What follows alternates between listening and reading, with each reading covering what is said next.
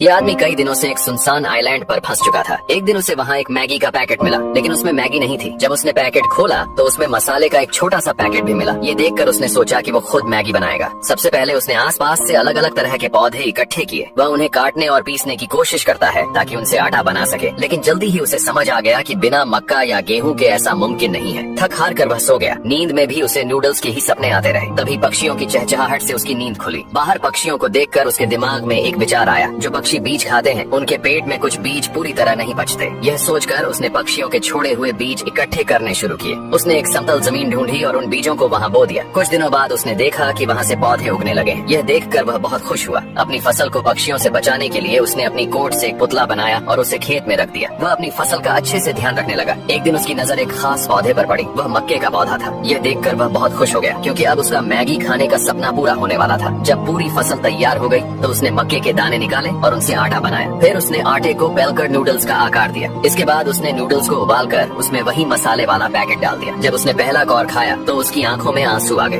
भले ही नूडल्स का स्वाद परफेक्ट नहीं था, लेकिन उसमें उसकी मेहनत और जिंदा रहने की जिद झलक रही थी।